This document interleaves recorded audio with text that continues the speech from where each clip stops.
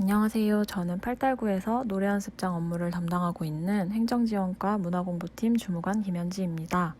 2021년 팔달구 노래 연습장 대표자 교육은 먼저 노래 연습장 영업과 관련된 안내사항을 설명드리고 이어서 다중이용업소의 소방안전 교육, 신규 사업자가 알아야 할 세무상식 순으로 진행하도록 하겠습니다. 등록 및 신고 절차, 행정조치, 시설 기준 및 준수사항, 행정처분 순서로 말씀드리겠습니다. 변경 등록을 해야 하는 사항은 총 6가지입니다. 대표자, 소재지, 상호, 면적, 내부 실의 수, 청소년실 유무의 변경이 있으신 경우에는 30일 이내에 구청으로 꼭 신고해 주셔야 합니다. 변경 등록을 신청하실 때 필요한 서류는 이 표와 같습니다. 신분증, 기존 등록증 등은 필수적이고 구청에 구비되어 있는 서류 외에 각 상황에 맞는 서류를 준비해 주시면 됩니다. 예를 들어 대표자를 변경하시는 경우 양수자 이름으로 된 임대차 계약서, 소방안전교육 이수증명서, 보험 가입 증권을 제출하시면 됩니다. 또 다른 예로 소재지나 내부 구조 등 시설 자체가 변경되는 경우에는 신규 신고와 유사하게 설비 개요서, 소방안전시설 완비 증명서, 전기안전 점검 확인서 등 시설과 관련된 구비 서류까지 모두 준비하셔야 합니다. 구비 서류들을 제출해 주시면 담당자가 검토하고 관할 경찰서에 적발 사항이 있는지, 성범죄 경력이 있는지 등을 확인합니다. 시설이 변경되는 경우에는 현장을 방문해서 시설 기준의 적합 여부도 확인을 하고 적합한 경우에 변경 처리 후 등록증을 교부합니다. 폐업을 하시는 경우에는 신분증과 기존 등록증을 지참하셔서 구청으로 폐업 신고를 해주셔야 합니다. 간혹 세무서에 사업자 폐업 신고만 하시고 구청에 노래연습장업 폐업 신고는 하지 않는 경우가 있는데 이 경우 계속해서 등록면허세 등이 부과될 수 있으니 7일 이내에 구청에도 꼭 신고를 해주시기 바랍니다. 다음은 행정조치 사항을 설명드리겠습니다. 먼저 영업정지 기간이 진행 중이거나 폐쇄 또는 등록 취소를 받은 후 1년이 지나지 않으면 같은 장소의 같은 업종으로 등록이 불가능합니다. 또 대표자 변경 등으로 영업자 지위를 승계받는 자는 행정처분일로부터 1년간 처분의 효과가 승계되며 처분 절차가 진행 중인 때에는 그 처분 절차가 승계됩니다. 거짓이나 부정한 방법으로 등록을 했을 때나 영업정지 명령을 받고도 이를 위반해서 영업을 계속하면 등록이 취소됩니다. 또 등록을 하지 않고 영업하거나 폐쇄 명령 또는 등록 취소 처분을 받고 계속해서 영업을 하는 경우에는 영업소 폐쇄 조치가 진행됩니다. 영업자 준수사항을 위반해서 영업정지 처분 대상이 될 때 영업정지 대신 과징금 부과가 가능한 경우도 있습니다. 자세한 사항은 잠시 후 행정처분 기준과 함께 설명드리겠습니다. 노래연습장 시설 기준입니다. 상호와 간판은 구청에 등록된 것과 같은 땡땡 노래연습장으로 표기하셔야 하며 식품 접객업소와는 완전히 구획되어야 합니다. 각 객실에는 투명한 유리창이 설치돼야 하고 잠금장치 설치는 금지됩니다. 청소년실이 있는 업소의 경우에는 청소년 출입 가능 업소 표시를 하고 청소년실에는 해당 표시판을 부착해야 합니다. 업소의 안전시설 기준과 생활소음, 진동기준 등을 준수해야 하고 조명기구와 마이크도 기준에 맞게 관리하셔야 합니다. 다음은 노래연습장을 운영하시며 지켜야 할 사항들입니다. 먼저 화재나 안전사고 예방을 위한 조치를 해야 하며 등록증은 이용자가 잘 볼 수 있는 곳에 게시해야 합니다. 청소년 출입 시간을 준수해야 하며 보호자를 동반하거나 출입 동의서를 받은 경우는 예외입니다. 주류를 판매, 제공하는 것은 금지이며 업소에 주류를 보관하거나 이용자의 주류 반입을 묵인하는 것도 금지됩니다. 남녀를 불문하고 접대부를 고용 및 알선해서는 안 되며 성매매 등의 행위를 알선하는 것도 금지사항입니다. 위와 같은 기준을 위반해서 적발되는 경우에는 등록 취소, 영업 정지, 과징금 또는 경고의 행정처분이 내려지게 됩니다. 경찰이나 단속 공무원에게 위반 사항이 적발되면 어떤 행정처분이 시행될지에 대해 미리 사전 통지를 진행하고 이때 의견이 있을 경우 제출하실 수 있습니다. 의견 청취 절차를 거쳐 행정처분 사항이 결정되면 이를 통보하고 영업정지의 경우 정지 기간이 개시되며 과징금의 경우 부과 고지서가 송부되어 과징금을 납부하시면 됩니다. 각 위반 사항에 따른 행정처분 기준을 설명드리겠습니다. 시설 기준 중 투명 유리창이나 마이크 기준을 위반하면 1차 경고부터 4차 영업정지 1개월, 그 외 시설 기준 위반 시에는 1차 영업정지 10일부터 4차 등록 취소까지 가능합니다. 앞서 설명드린 변경사항을 신고하지 않으시는 경우에도 행정처분이 진행됩니다. 영업자 준수사항을 위반한 경우에도 경고 또는 영업정지 10일부터 등록 취소, 영업 폐쇄 처분까지 이루어질 수 있습니다. 특히 청소년 접대부를 고용 및 알선하는 경우에는 1차 위반 시에도 바로 등록 취소, 영업 폐쇄 처분이 진행됩니다. 이 중 청소년 출입시간 위반에 대해서는 영업정지가 아닌 과징금으로 대체가 가능합니다. 나머지 준수사항을 위반한 경우 처분 기준은 이 표와 같으며 주류 보관, 주류 반입 무긴, 등록증 미개시에 대해서는 영업정지가 아닌 과징금으로 대체할 수 있습니다. 이 밖에 자세한 사항은 별도로 발송해드린 교재를 참고해 주시기 바랍니다. 감사합니다. 안녕하세요. 수원남부소방서 재난예방과 이종옥입니다. 반갑습니다. 오늘은 다중이용업소 관계자 소방안전에 대해 알아보도록 하겠습니다. 교육 진행 순서는 다중이용업소 안전관리제도, 소방시설의 사용 및 점검 방법, 피난 방화시설의 유지관리, 화재 예방과 화재 발생 시 행동 요령 알아보도록 하겠습니다. 첫 번째, 다중이용업소 안전관리 제도 중 화재 현황 및 발생 추이에 대해 알아보도록 하겠습니다. 업종별 현황을 살펴보면 일반 음식점이 32%로 가장 많은 부분을 차지하고 있고 노래방, 유흥주점, 단란주점, 고시원 순입니다. 다중이용업소는 수도권의 50%가 집중되어 있고 경기도, 서울, 부산, 인천 순입니다.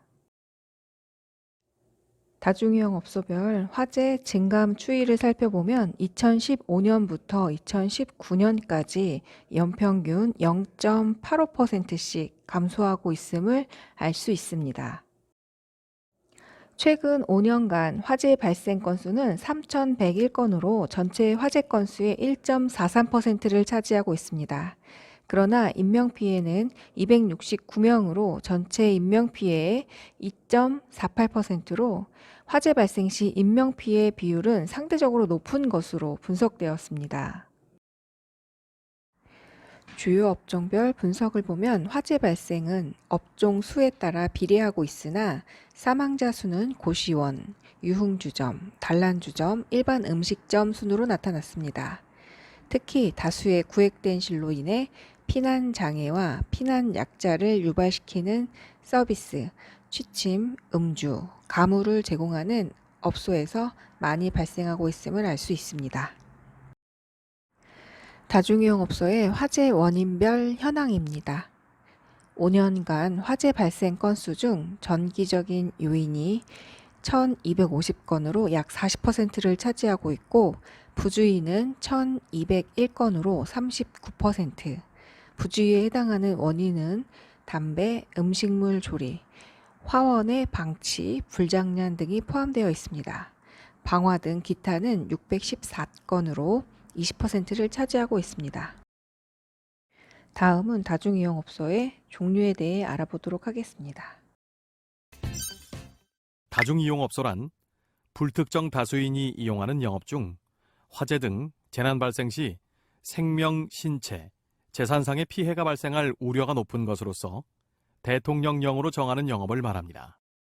이러한 다중이용업소는 다중이용업소의 안전관리에 관한 특별법에 따라 음식점, 단란주점, 영화관, 비디오방, 학원, 목욕탕, PC방, 골프 연습장, 노래방, 고시원, 산후조리원 등을 말합니다. 다중이용업소의 종류와 기준에 대해 자세히 살펴보도록 하겠습니다. 단란주점 영업, 유흥주점 영업, 영화상영관, 비디오물 감상실업, 비디오물 소극장업, 복합영상물 제공업은 업소가 설치된 층과 면적에 구분 없이 모두 다중이용업소에 해당됩니다. 안마시술소, 노래연습장업, 산후조리업, 고시원업, 전화방업, 화상대화방업, 수면방업, 콜라텍업도 설치된 층과 면적의 구분 없이 모두 다중이용업소에 해당되며 실내 권총 사격장, 골프 연습장업도 설치된 층과 면적의 구분 없이 모두 다중이용업소에 해당됩니다. 휴게 음식점 영업, 제과점 영업, 일반 음식점 영업의 면적이 지하층에 설치될 경우 66제곱미터 이상, 2층 이상의 층에 설치될 경우 100제곱미터 이상 시 다중이용업소에 해당됩니다. 다만 지상 1층 또는 지상과 직접 접하는 층에 설치되고 주된 출입구가 건축물 외부의 지면과 직접 연결되는 곳은 다중이용업소에 해당되지 않습니다. 게임 제공업, 인터넷 컴퓨터 게임, 시설 제공업, 복합유통 게임 제공업은 층별 면적 구분은 없습니다. 다만 지상 1층 또는 지상과 직접 접하는 층에 설치되고 주된 출입구가 건축물 외부의 지면과 직접 연결되는 곳에서 하는 영업은 다중이용업소에 해당되지 않습니다. 학원의 요건은 수용 인원에 따라 달라지는데요. 수용 인원이 300명 이상인 경우 다중이용업소에 해당됩니다. 수용 인원이 100명 이상 300명 미만으로서 하나의 건축물에 학원과 기숙사가 함께 있는 학원, 학원이 2개 이상 있는 경우로서 수용 인원이 300명 이상인 학원, 다중이용업과 학원이 함께 있는 경우에는 다중이용업소에 해당됩니다. 목욕장업은 일반 목욕장과 찜질방으로 구분되어지는데요. 일반 목욕장은 수용 인원 100명 이상으로 찜질의 시설이 있는 곳이어야 하며 찜질방은 수용 인원 등과 관계없이 모두 다중이용업소에 해당됩니다. 다중이용업소에 설치하는 안전시설 등의 종류. 다중이용업소에 설치하는 안전시설 등의 종류에는 소방시설, 비상구, 영업장 내부 피난통로, 그 밖에 안전시설이 있습니다. 다중이용업소에 설치하는 안전시설 등의 종류 중 소방시설의 종류 및 설치 기준에 대해 살펴보도록 하겠습니다. 소방시설은 소하설비, 경보설비, 피난설비로 구분됩니다. 먼저 소하설비는 소하약제를 사용하여 소화하는 기계, 기구 또는 설비를 말하며 소화기, 자동확산 소화기, 간이 스프링클러 설비가 있습니다. 소화기와 자동확산 소화기는 모든 구획된 실마다 설치해야 합니다. 간이 스프링클러 설비는 고시원이나 산후조리원, 지하층, 밀폐구조 영업장, 실내 권총 사격장의 화재 안전 기준에 맞춰 설치해야 합니다. 경보 설비를 살펴보겠습니다. 경보 설비는 화재 발생 사실을 통보하는 기계, 기구 또는 설비로 비상벨 설비, 자동화재 탐지 설비, 가스 누설 경보기가 있습니다. 비상벨 설비는 모든 영업장에 구획된 실마다 한 개씩 설치해야 합니다. 자동 화재 탐지 설비의 수신기는 영상 음향 장치가 설치된 영업장마다 별도로 설치해야 하며 지구 음향 장치와 감지기는 구획된 실마다 설치해야 합니다.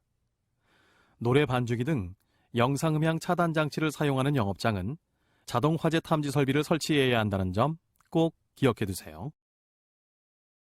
가스 누설 경보기는 가스를 사용하는 주방 또는 난방 시설이 있는 영업장에 LPG는 감지부를 바닥으로부터 30cm 이내로, LNG는 감지부를 천정으로부터 30cm 이내로 설치해야 합니다. 마지막으로 피난 설비에 대해 살펴보겠습니다.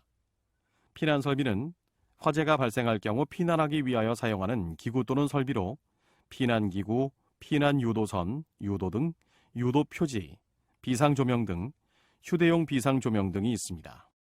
피난기구는 4층 이하 영업장의 비상구의 위치, 구조에 따라 완강기, 피난사다리 등 그 장소에 적합한 기구를 설치해야 합니다. 피난유도선은 단란주점업, 유흥주점업, 영화상영관, 복합영상물 제공업, 비디오물 감상실업, 노래 연습장업, 산후조리업, 고시원업에 영업장 내부 피난통로 및 복도, 전기에 의해 빛을 내는 방식으로 설치해야 합니다. 유도등, 유도표지, 비상조명 등은 모든 영업장에 출입구나 비상구, 복도, 통로 등에 설치해야 합니다. 마지막으로 휴대용 비상조명 등은 모든 영업장에 구획된 실마다 한 개씩 설치해야 합니다. 화재가 발생할 경우 안전한 곳으로 대피할 수 있도록 마련한 출입구인 비상구는 모든 영업장에 설치해야 하는데요. 설치 기준을 살펴보면 출입구로부터 영업장 긴변 길이의 2분의 1 이상 떨어진 반대 방향에 설치하되 불가피한 경우는 긴변 길이의 2분의 1 이상 떨어진 곳에 설치해야 합니다. 가로 75cm 이상, 세로 150cm 이상 설치해야 합니다. 비상구의 문을 열었을 때 문의 열림이 피난 방향이어야 하고 방화문 또는 불연제 문으로 설치해야 합니다. 영업장 위치가 4층 이하인 경우 발코니 또는 부속실을 설치하고 그 장소에 적합한 피난 기구를 설치해야 합니다. 영업장 내부 피난 통로는 단란주점업, 유흥주점업, 복합영상물 제공업, 비디오물 감상실업, 노래 연습장업, 산후조리업, 고시원업에 통로폭 120cm 이상 구획된 실에서 출입구 또는 비상구까지 3번 이상 구부러지지 않도록 설치해야 합니다. 기타 안전시설에 속하는 영상음향 차단 장치는 노래 반주기 등 영상음향 장치를 사용하는 영업장에 화재 시 자동으로 음향과 영상이 정지되도록 설치해야 합니다. 수동 차단 장치를 별도로 설치해야 하는 경우 관계인이 일정하게 근무하는 장소에 설치하고 영상음향 차단 스위치라는 표지를 부착합니다. 또한 영상음향 차단기 작동으로 실내 등의 전원이 차단되지 않도록 설치해야 합니다. 누전 차단기는 모든 영업장에 부하 용량에 적정한 누전 차단기를 설치해야 합니다. 창문은 고시원업에 각 층별로 1개 이상 설치해야 되는데 이때 가로 세로 50cm 이상으로 열리는 구조여야 합니다. 또한 바깥 공기와 접하는 부분에 복도에 설치해야 합니다. 다중이용업소의 실내 장식물에 대해 알아보겠습니다. 다중이용업소의 실내 장식물은 불연재료 또는 준불연재료로 설치해야 하는데 합판이나 목재의 경우 영업장의 천장과 벽을 합한 면적의 10분의 3의 방염 물품을 설치해야 합니다. 다중이용업소에서 사용 가능한 방염 대상 물품에는 채광용 커튼류, 카펫, 암막, 무대막, 섬유류 또는 합성 수지류 등을 소재로 하여 제작된 소파나 의자가 있습니다. 방염 대상 물품에는 커튼, 블라인드, 카펫, 합판, 스크린 골프장의 스크린, 암막, 무대막, 소파 등이 있습니다. 자세히 살펴보세요. 방염 대상 물품의 성능 검사는 제조 공정 처리 물품과 현장 처리 물품으로 나누어 진행하는데요. 먼저 제조 공정 처리 물품에 대해 살펴보겠습니다. 제조 공정 처리 물품은 물품 제조 과정에서 방염 처리하는데요. 검사 신청 수량 중 일정한 수량을 표본 추출하고 한국소방산업기술원에서 검사합니다. 현장 처리 물품은 후처리 물품이라고 하는데요. 현장에 있는 목재에 방염 필름지 또는 방염 도료로 처리하고 현장에서 방염 처리한 물품 중 일부를 잘라내어 시험 시료로 제출, 관할 소방서에서 방염 성능 검사를 실시합니다. 2013년 7월 10일 이후 한국소방산업기술원에서 방염 성능 검사한 방염 필름을 부착한 현장 처리 방염 물품에 대해서는 방염 성능 검사를 하지 않는다는 점 꼭 기억해 두세요. 방염 물품에 부착되는 방염 표지의 모양을 살펴볼까요? 먼저 제조 공정 방염 처리 물품으로 방염 물품에 따라 방염 표지의 모양이 달라지는데요. 자세히 살펴보세요. 현장 방염 처리 물품은 방염 필름을 붙이는데요. 방염 후 처리 성능 검사 합격 표시에 대해 자세히 살펴보세요. 피난 안내도와 피난 안내 영상물. 화재 등 위급한 상황 발생 시 이용객들의 안전한 피난을 위해 피난 계단, 피난 통로, 피난 설비 등이 표시되어 있는 피난 안내도를 비치해야 합니다. 피난 안내도는 모든 다중이용업소에 비치해야 하는데요. 영업장으로 사용하는 바닥 면적의 합계가 33제곱미터 이하인 경우나 영업장 내 구획된 실이 없고 영업장 어느 부분에서도 출입구 및 비상구 확인이 가능한 경우는 예외입니다. 피난 안내도는 영업장 주 출입구 부분에 손님이 쉽게 볼 수 있는 위치나 구획된 실의 벽, 탁자 등 손님이 쉽게 볼 수 있는 위치, 인터넷 컴퓨터 게임 시설 제공업 영업장의 각 책상에 비치해야 합니다. 피난 안내도에 포함되어야 할 내용에는 화재 시 대피할 수 있는 비상구 위치, 구획된 실 등에서 비상구 및 출입구까지의 피난 동선, 소화기, 옥내 소화전 등 소방시설의 위치 및 사용 방법, 그리고 피난 및 대처 방법 등이 있습니다. 피난 안내도의 크기는 B4 이상 또는 영업장의 면적, 영업장이 위치한 층의 바닥 면적이 각각 400제곱미터 이상인 경우는 A3 이상으로 해야 합니다. 피난 안내도의 재질은 종이, 아크릴, 강판 등 쉽게 훼손 또는 변형되지 않는 것으로 해야 합니다. 피난 안내도는 한글 및 1개 이상의 외국어를 사용하여 작성해야 합니다. 화면에 피난 안내도 예시에 대해 살펴보세요. 피난 안내 영상물의 상영 대상에는 영화 상영관 및 비디오물 소극장업, 노래 연습장의 영업장, 단란주점 영업 및 유흥주점 영업의 영업장, 그리고 피난 안내 영상물을 상영할 수 있는 시설을 갖춘 영업장 등이 있습니다. 피난 안내 영상물 상영 시간과 상영 시기에 대해 살펴볼까요? 영화 상영관이나 비디오물 소극장업의 경우 매회 영화 상영 또는 비디오물 상영 시작 전에 피난 안내 영상물을 상영해야 하며, 노래 연습장업 등 그 밖의 영업은 매회 새로운 이용객이 입장하여 노래방 기기 등을 작동할 때 피난 안내 영상물을 상영해야 합니다.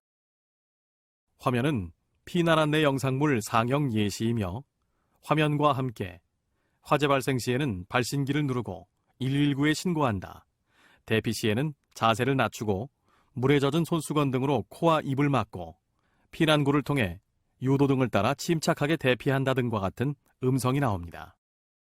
피난 안내 영상물에 포함되어야 할 내용에는 화재 시 대피할 수 있는 비상구 위치, 구획된 실 등에서 비상구 및 출입구까지의 피난 동선, 소화기, 옥내 소화전 등 소방시설의 위치 및 사용 방법, 그리고 피난 및 대처 방법 등이 있습니다. 피난 안내 영상물은 한글 및 1개 이상의 외국어를 사용하여 작성해야 합니다. 다중이용업소의 안전관리 실태. 다중이용업소의 화재 특성은 불특정 다수인이 이용하고 이용자들의 정신적, 심리적 해이, 다양한 유형의 내부 가연물로 화재 시 진행 속도가 빠르며 유독성 가스가 다량으로 방출된다는 점입니다. 또한 영업장 내부가 복잡하며 구획된 공간이 많고 지하층이나 밀집된 장소, 복합 건축물에 많다는 구조적 특성을 지녔습니다. 마지막으로 낮은 안전관리 의식도 문제가 되는데요. 이는 안전관리보다 영업이익을 우선시하고 임의적으로 구조 변경, 비상구 관리 소홀에 의해 발생하고 안전시설 유지 관리가 잘 되지 않고 화재가 발생했을 경우 그에 대한 대처 능력 부족으로 인해 인명피해가 발생하게 됩니다.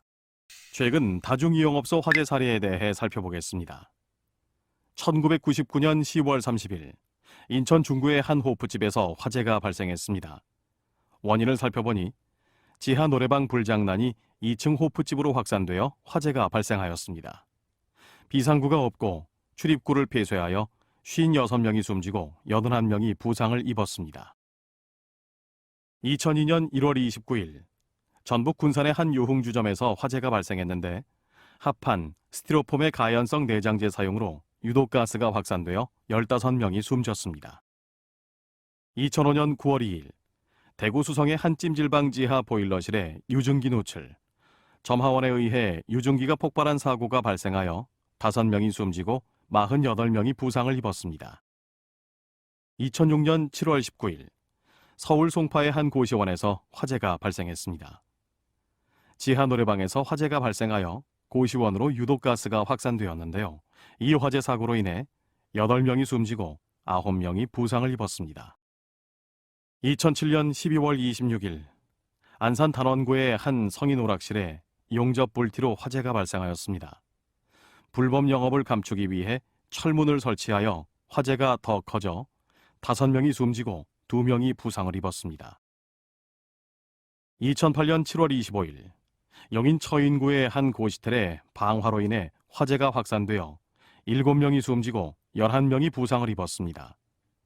비상벨이 작동하지 않고 창문이 폐쇄되어 사고는 더 커졌습니다. 2009년 11월 14일 부산 신창동의 한 사격장에서 사격 시 불꽃이 발생하여 흡음 스펀지 등 가연성 물질에 옮겨 붙으면서 화재가 발생하였습니다. 이에 15명이 숨지고 1명이 부상을 입었습니다. 마지막 사례로 2012년 5월 5일 부산의 한 노래주점의 천정내 전선에서 발화하였는데요.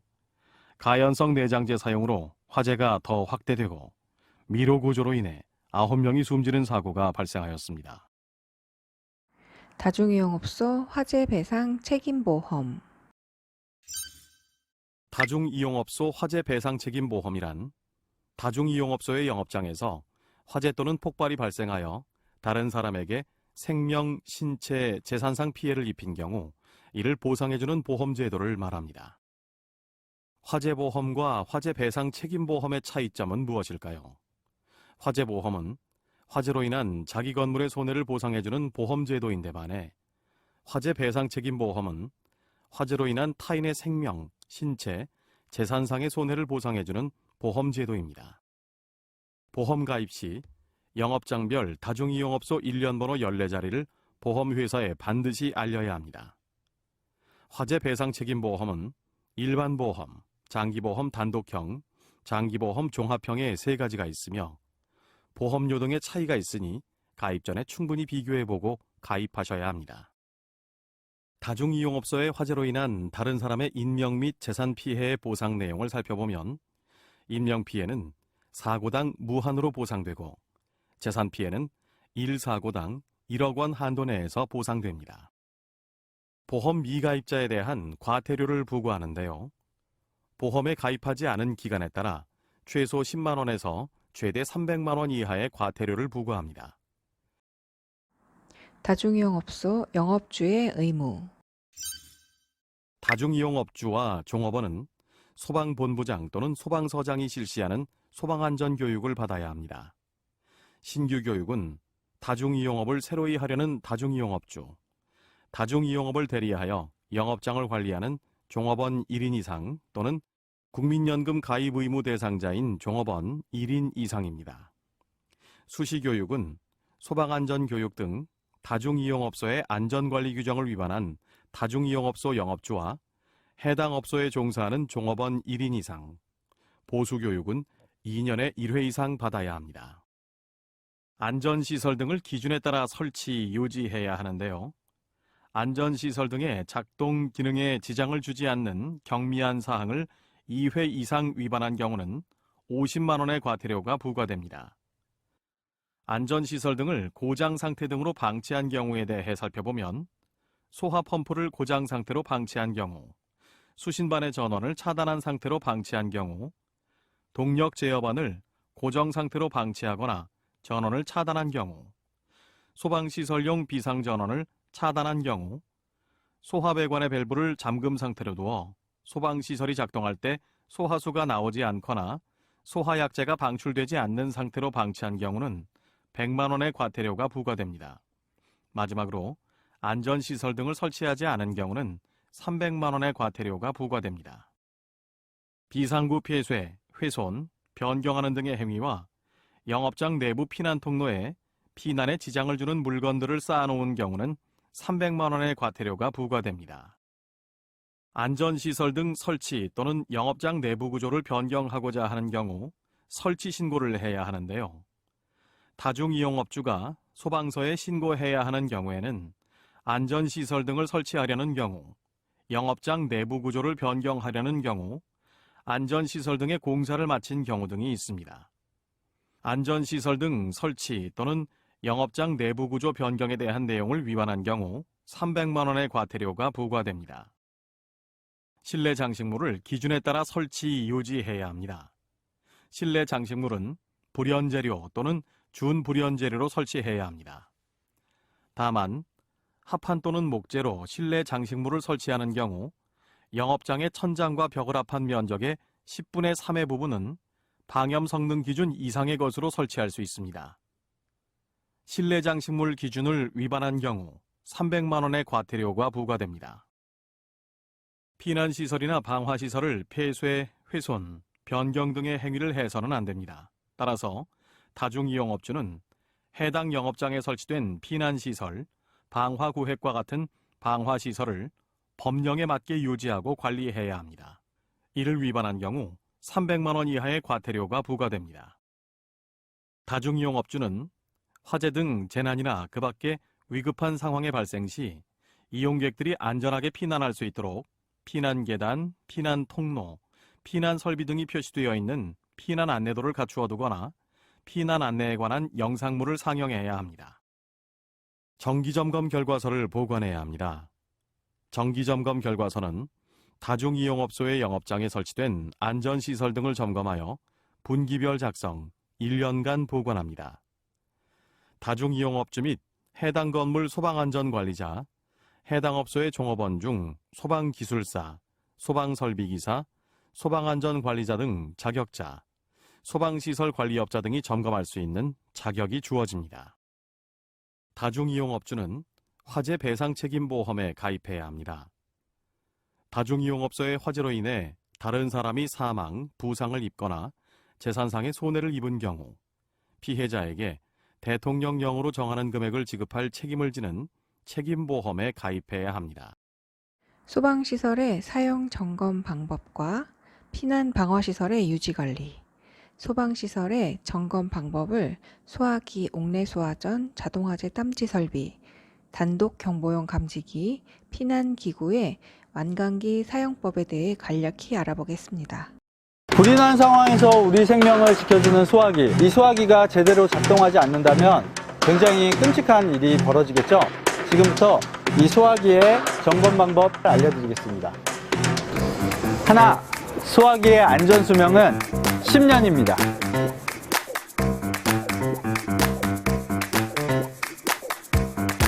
둘, 압력 게이지가 정상 범위에 있는지 꼭 확인해 주세요. 소화기가 처음 출고될 때는 녹색 부분에서 약간 오른쪽으로 과압 상태로 출고되는 경우가 많은데 사용에는 지장이 없습니다. 대신 왼쪽 부분으로 저압 상태일 때는 꼭 소화기를 교체해 주세요. 가압식 소화기의 경우에는 폭발 위험이 있기 때문에 현재는 사용이라든가 판매가 중단된 제품입니다. 셋, 꼼꼼한 외관 검사로 호스의 갈라짐이나 통의 찌그러짐 혹은 녹슴을 꼭 확인해 주세요. 화재 초기의 소화기는 소방차 한 대의 역할을 합니다. 정기적인 점검으로 꼭 안전하세요. 먼저 옥내 소화전함의 점검 요령에 대해서 알아보겠습니다. 옥내 소화전 주변에 소화전 사용에 지장이 되는 장애물은 없는지, 소화전함의 외형에 변화는 없는지 확인합니다. 그리고 함 상단부에 위치 표시 등 펌프 기동 표시 등 발신기 등에 손상이 없는지를 확인합니다. 위치 표시 등은 적색으로 항상 켜져 있어야 하고 펌프 기동 표시 등은 펌프 작동 시에 불이 들어와야 정상이고 평상시에는 꺼져 있어야 합니다. 마지막으로 소화전 외부에는 소화전이라고 적힌 표시와 소화전의 사용 방법이 부착되어 있어야 합니다. 다음은 소화전함 내부를 점검해 보겠습니다. 소화전함의 내부를 보면 방수구가 있는데요. 이 방수구는 바닥으로부터 1.5m 이내에 설치되어 있어 누구든지 쉽게 방수구에 닿을 수 있도록 해야 합니다. 소화전함 내부에는 호스와 노즐이 있는데요. 노즐은 일반적으로 관창, 호스는 수관이라고 부르는데 방수구와 호스, 관창을 이렇게 연결된 상태로 유지해야 합니다. 호스는 소방대상물의 각 부분에 물이 유효하게 뿌려질 수 있는 길이로 비치되어 있어야 하고 보통 이렇게 수관거리에 접어서 비치해 두는 것이 사용이 편리합니다. 호스거리가 없는 경우에는 접은 수관 방식으로 차곡차곡 호스를 접어서 보관하는 것이 좋습니다. 다음은 옥내 소화전의 사용 방법에 대해서 알아보겠습니다. 가능하면 2명이 함께 사용해야 합니다.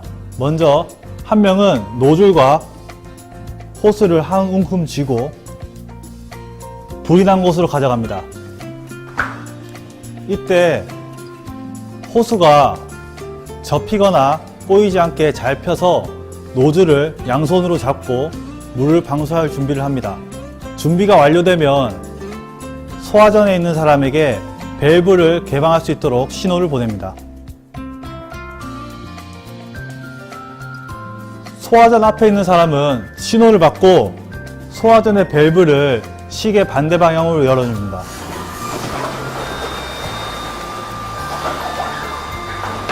이렇게 소화전에 물이 차면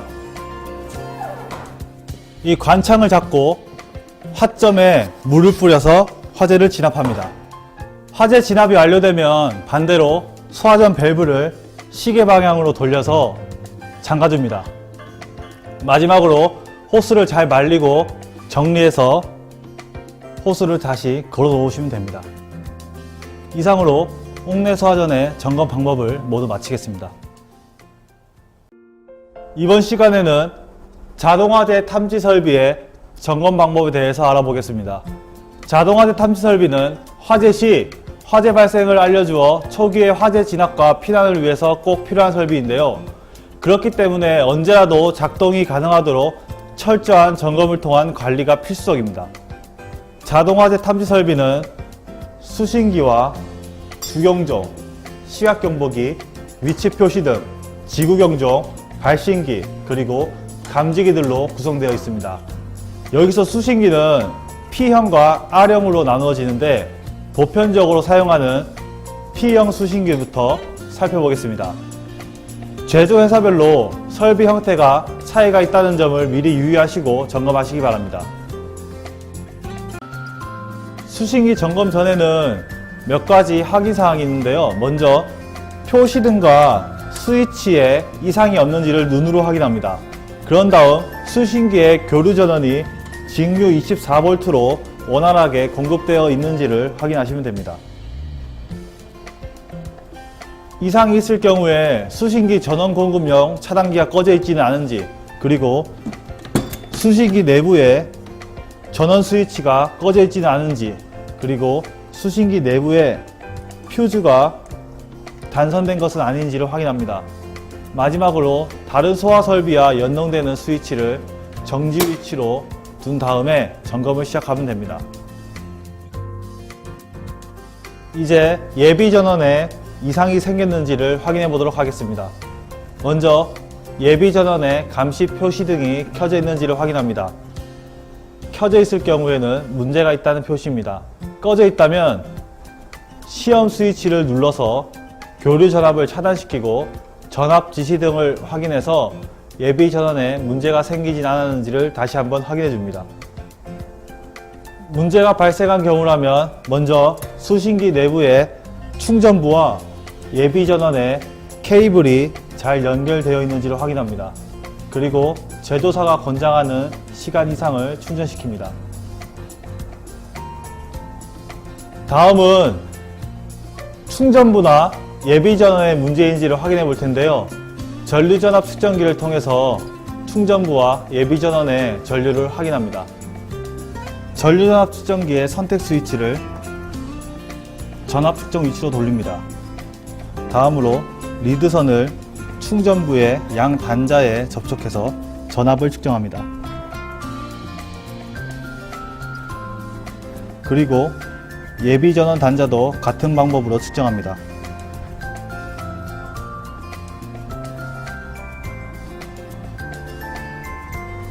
마지막으로 퓨즈가 단선된 경우인지를 확인합니다. 이제 선로의 정상 여부를 확인하기 위한 회로 도통 시험을 하겠습니다. 수신기의 종류에 따라서 회로 도통 시험 스위치를 누르는 방식과 차례로 돌리는 방식이 있습니다. 먼저 누르는 방식으로 점검해 보겠습니다. 회로 도통 시험 스위치를 누르고 회로 선택 스위치를 차례로 눌러 정상 여부를 확인합니다. 이때 단선에 불이 들어오는 경우는 이상이 생겼을 경우인데요. 첫째로 회로가 예비 회로인 경우, 둘째로 회로 말단에 종단 저항이 설치되어 있지 않은 경우, 셋째, 실제로 선로가 단선된 경우가 있습니다. 첫 번째 경우에는 조치하지 않아도 되지만 두 번째 경우에는 발신기 내부의 단자함을 확인해서 종단장을 설치해야 합니다. 세 번째로 선로가 단선된 경우라면 시공업체에 맡겨 선로를 정리하도록 합니다. 회로 도통 시험이 끝나고 회로 시험 스위치를 정상 위치로 눌러 회로를 복구해 줍니다. 두 번째로 회로 시험 스위치를 돌려서 점검하는 방식입니다. 먼저 회로 도통 시험 스위치를 누르고 회로 선택 스위치를 차례로 돌립니다. 그리고 도통 시험 확인 등을 통해서 선로가 정상인지 단선인지 여부를 확인합니다. 회로 도통 시험이 끝나고 나면 회로 선택 스위치를 0으로 위치시키고 회로 도통 시험 스위치도 다시 눌러 회로를 복구합니다.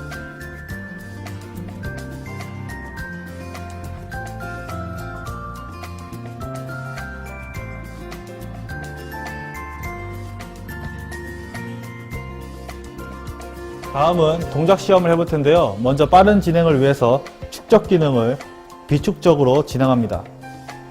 그리고 동작 시험 스위치와 자동 복구 시험 스위치를 누르고 회로 시험 스위치를 한 개 회로씩 눌러서 화재 표시 등 주경종, 지구경종, 시각 경보기가 정상적으로 작동하는지를 확인합니다.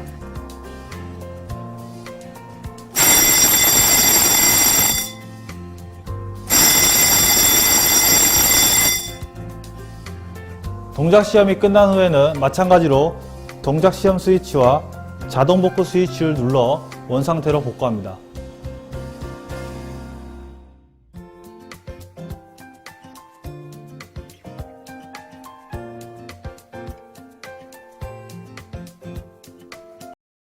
피난 방화 시설 등의 범위. 화재 발생 시 제실자가 안전한 곳으로 피난할 수 있도록 도와주고 화재가 확산되어 더 이상의 피해가 발생하지 않도록 하는 역할을 하는 것이 바로 피난시설과 방화시설입니다. 주변에서 가장 흔하게 볼 수 있는 피난시설로는 출입구 또는 비상구, 옥상광장이 있으며 방화시설로는 방화문을 떠올릴 수 있습니다.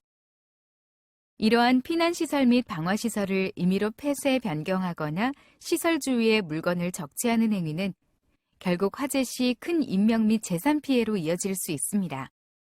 따라서 관련 법령에서는 화재로부터 안전을 확보하기 위하여 피난시설 및 방화시설의 유지 및 관리의 의무를 부과하고 있습니다. 건축법 제49조 내지 제53조의 규정에 따르면 피난시설은 직통계단, 피난계단 등과 복도, 비상구를 포함한 출입구, 그 밖에 피난시설인 옥상광장, 피난안전구역, 피난용 승강기 및 승강장 등입니다. 피난계단은 건물의 각 층에서 피난층으로 통하는 직통계단을 의미합니다.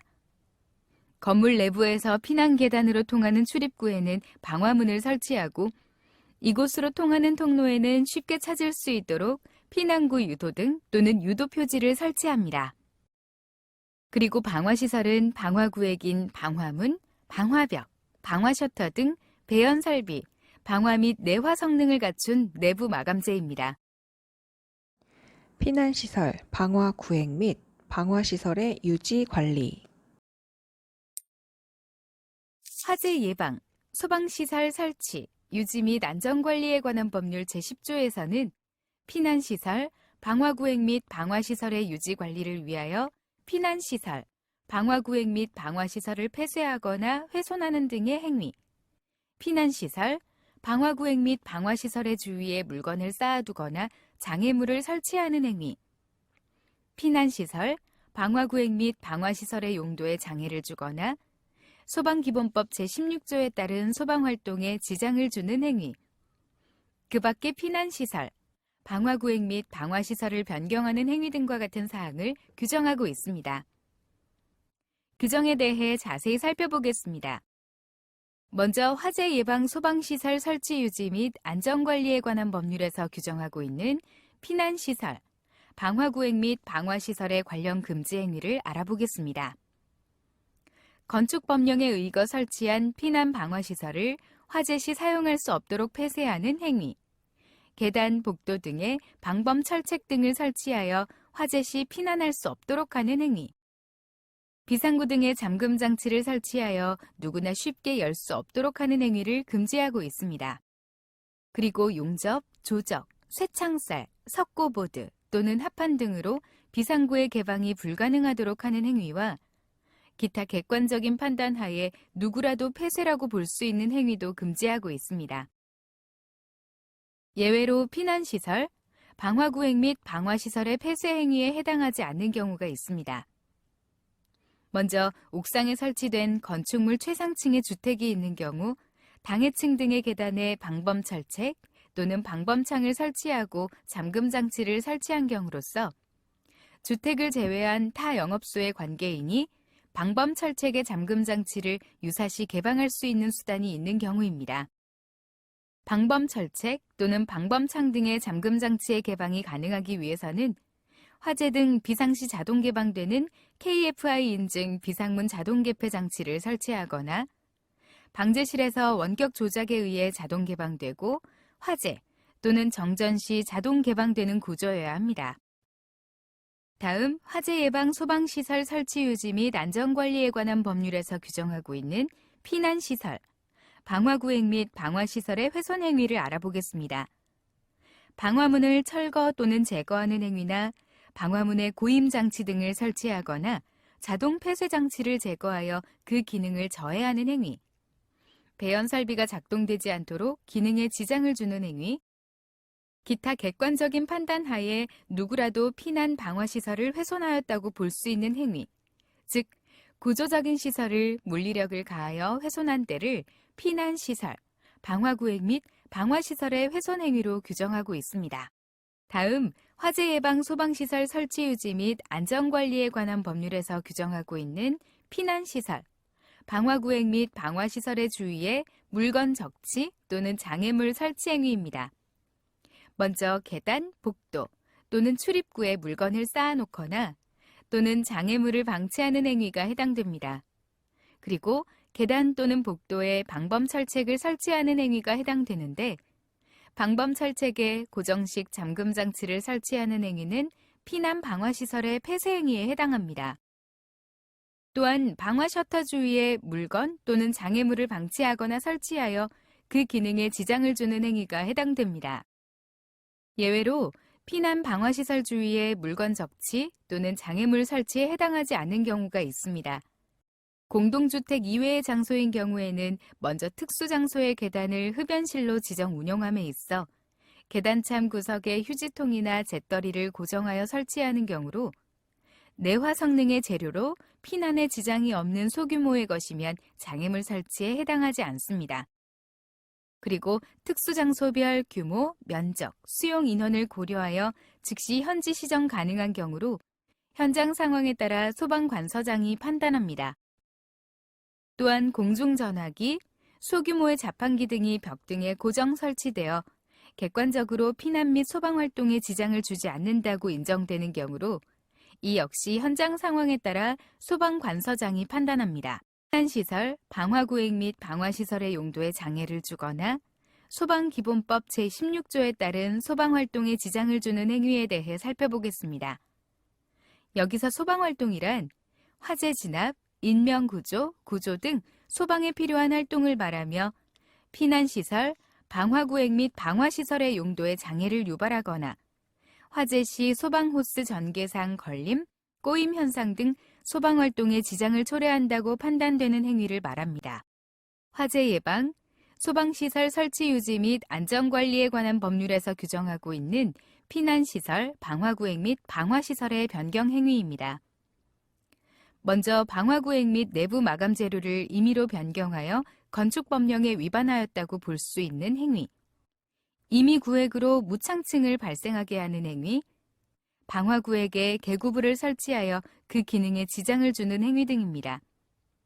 또한 방화문을 철거하고 목재, 유리문 등으로 변경하는 행위, 기타 객관적인 판단 하에 누구라도 피난, 방화시설을 변경하여 건축법령에 위반하였다고 볼 수 있는 행위를 변경 행위로 규정하고 있습니다. 피난시설 및 방화시설의 유지관리 의무 위반 시 제재 개선 조치 명령, 연기 방법 및 벌칙에 대한 내용을 살펴보겠습니다. 화재 예방, 소방시설, 설치, 유지 및 안전관리에 관한 법률에 따른 피난시설 및 방화시설의 유지 관리 의무를 준수하지 않으면 소방본부장 또는 소방서장으로부터 그 피난시설 및 방화시설의 유지, 관리에 필요한 개선조치 명령을 받을 수 있습니다.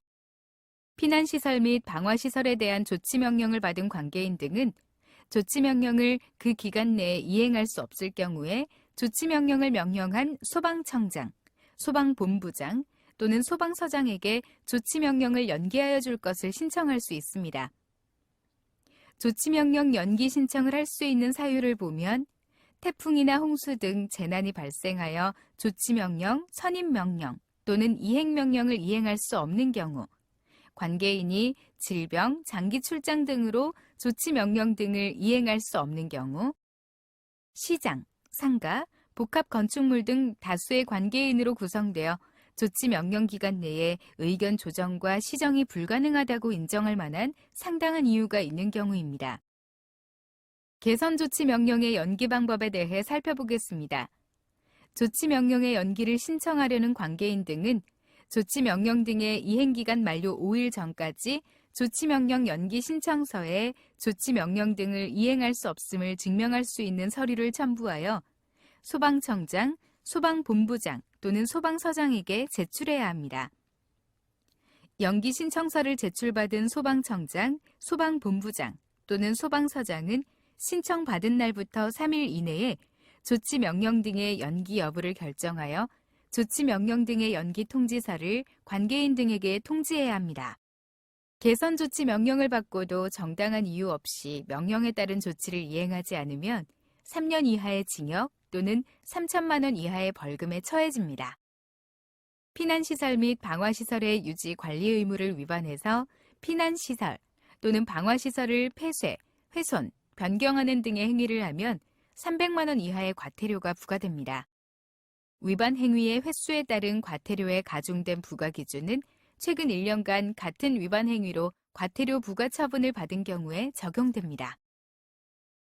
화재 예방을 위한 업종별 준수사항. 화재 예방을 위한 업종별 공통 준수사항에 대해서 살펴보겠습니다. 영업의 개시와 동시에 비상구 개방 및 비상구 주변의 장애물 적치를 금지합니다.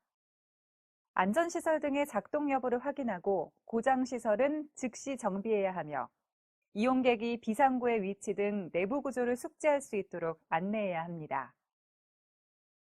종업원 등에게 안전에 관한 사항 및 화재 시 대처 요령을 숙지할 수 있도록 해야 하며 문어발식 배선 사용 금지 및 허용 전류치 이상의 부하는 사용하면 안 됩니다. 전기시설 정기 점검을 철저히 해야 합니다. 영업장 또는 주변에 인화성 가연 물품이 방치되어 있지 않은지 확인해야 하는데요. 휴지통은 수시로 비우고 불씨가 있나 없나 확인하고 업소 내 구석진 곳과 계단이나 공동으로 사용하는 부분은 정리정돈을 철저히 해야 합니다. 이동식 석유난로의 사용을 금합니다. 인테리어 변경 및 구조 변경 시에 관할 소방서와 협의한 후에 시공해야 하며 소파와 의자 및 가구류는 가급적 방염 성능이 있는 물품으로 사용해야 합니다. 그럼 업종별 준수 사항을 하나씩 살펴볼까요? 먼저 단란주점, 유흥주점, 노래연습장 준수 사항입니다. 이용자들이 대부분 취객인 점을 감안하여 피난 동선을 반드시 확보해야 합니다.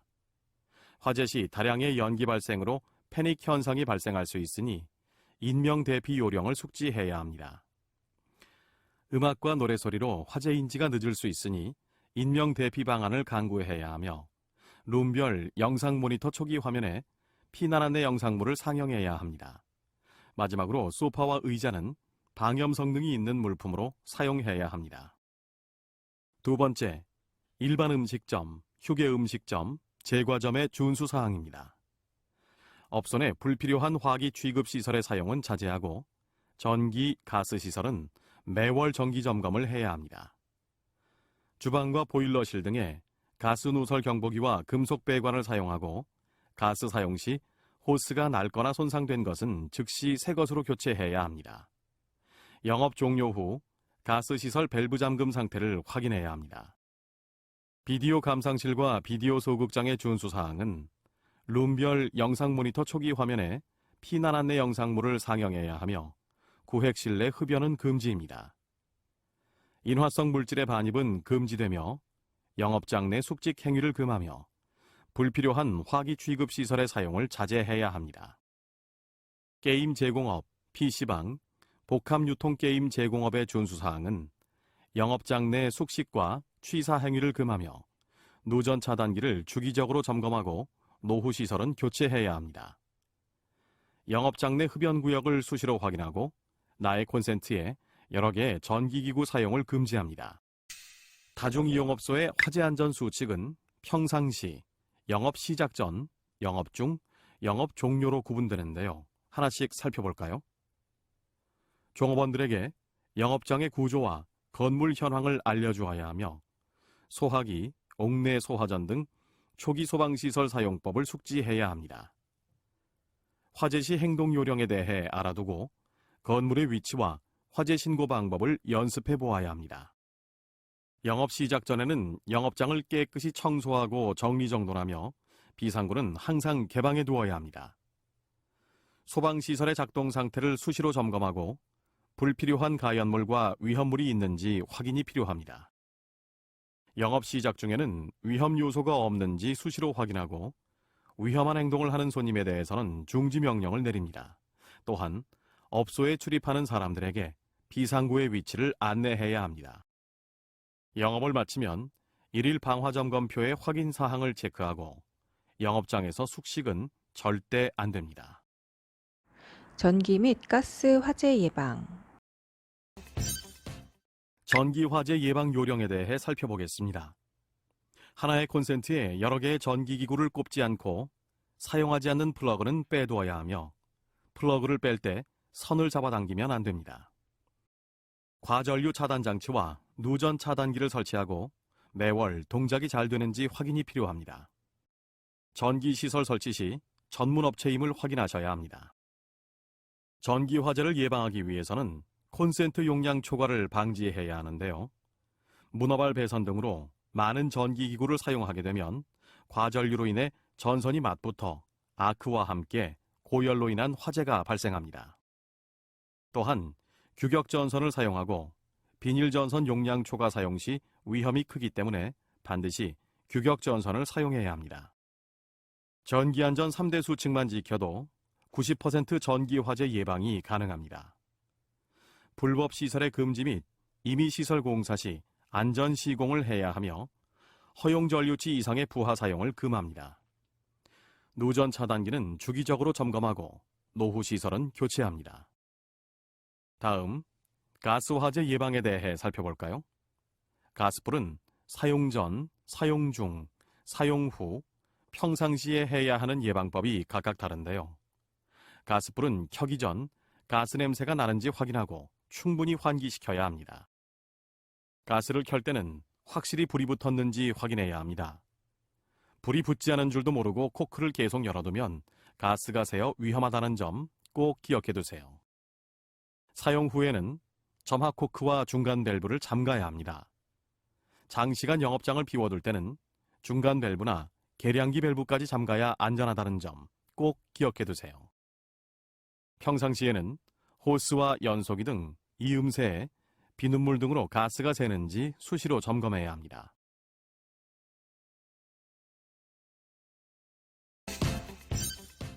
발화 초기의 안전조치 순서는 어떻게 될까요? 먼저 발화 초기에는 비상벨을 누르고 화재가 발생했음을 소리를 질러 알립니다. 손님을 대피시키고 소방서에 신고해 초기 소화를 시도합니다. 화재 신고를 할 때 침착하게 화재 발생 장소, 주소, 주요 건물 화재의 종류 등을 상세하게 설명해야 한다는 점 잊지 마세요. 피난 유도와 대피 요령에 대해 살펴보겠습니다. 화재가 발생하면 건물 구조를 알지 못해 당황하거나 겁을 먹게 되어 이성을 잃고 무분별한 행동을 하므로 그 건물 구조에 익숙한 사람이 피난 유도를 해야 합니다. 안내원의 지시 또는 통로의 유도등을 따라 낮은 자세로 침착하고 질서 있게 대피해야 합니다. 화재로 인해 대피할 때 행동 방법입니다.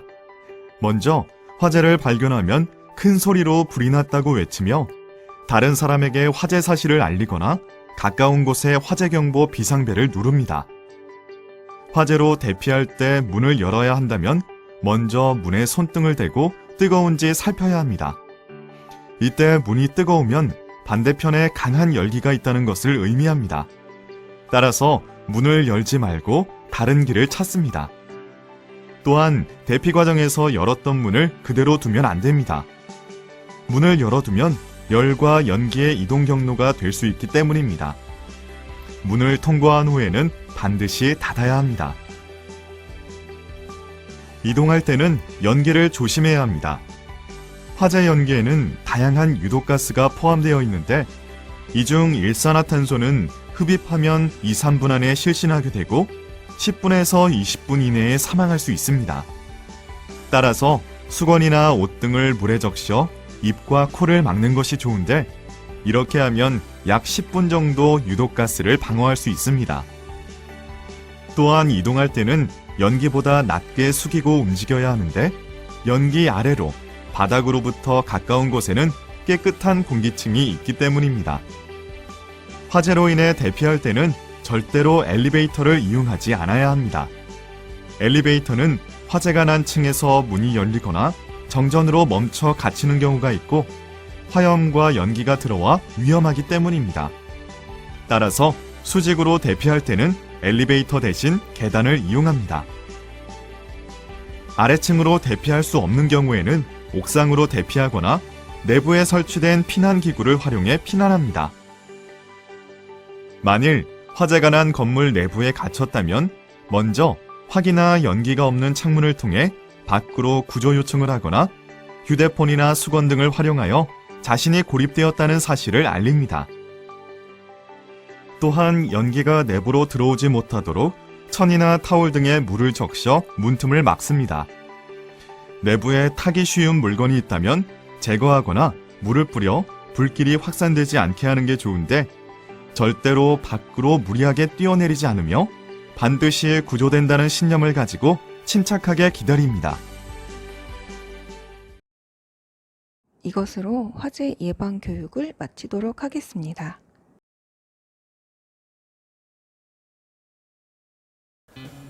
안녕하세요. 국세청 유튜브 구독자 여러분. 이제는 자신 있게 말할 수 있을 것 같습니다. 이 국세청 유튜브의 공식 유튜버는 저 김교준이라고. 김교준 인사드립니다.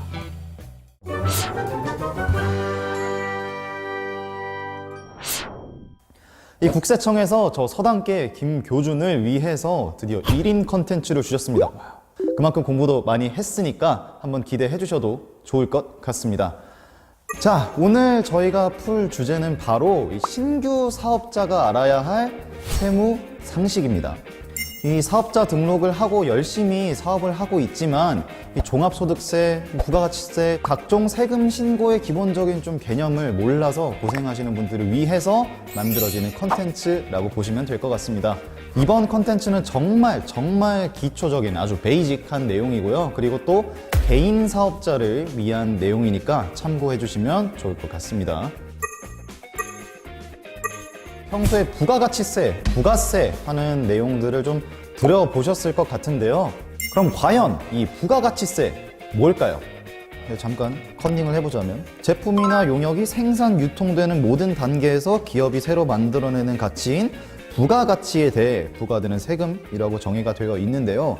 쉽게 예를 들면 어떤 물건을 만들어낼 때 이 원재료에서 어떤 노력을 들여서 또 새롭게 완제품이 되기까지 가치가 새롭게 붙어 나가지 않습니까? 그런 부과되는 가치에 대해서 매기는 세금이다 라고 생각해 주시면 될 것 같아요. 저희 경제 시간에 안 졸고 열심히 공부했습니다. 사업자 등록증 실물을 보시면서 이 설명을 들으면 조금 더 이해하기 쉬우실 것 같아서 제가 준비했습니다. 자, 여러분께서 가지고 계신 사업자 등록증을 보시면요.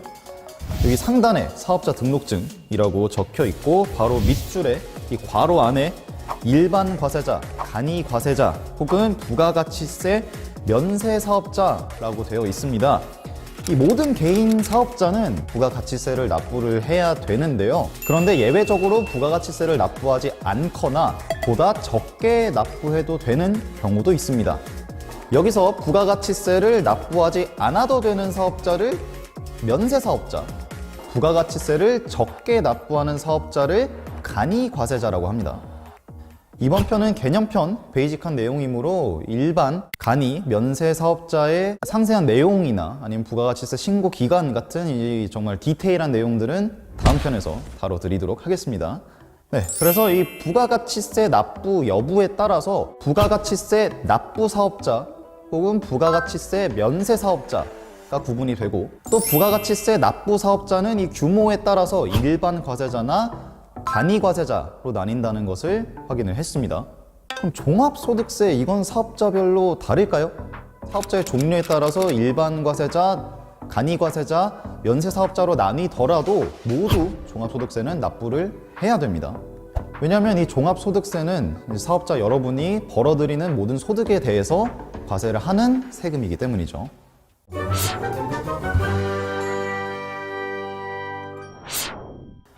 네, 이번 편에서는 사업자 등록의 구분과 그에 따른 부가가치세, 종합소득세의 신고 여부에 대해서 알아봤는데요. 다음 편에서는 부가가치세와 종합소득세 등 일반적인 세금에 대한 디테일한 내용이 이어집니다. 많은 시청 부탁드립니다. 다음 영상에서 인사드리겠습니다. 여러분, 안녕!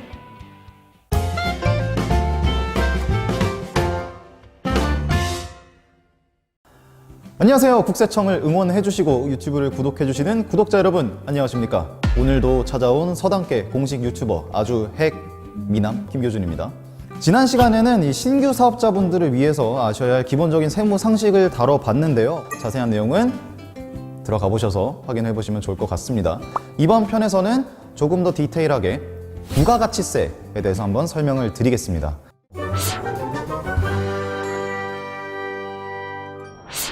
부가가치세의 정의 한번 읽어드릴게요. 부가가치세는 상품을 판매하거나 서비스를 제공할 때 거래 금액의 일정 금액의 부가가치세를 징수하여 납부해야 합니다.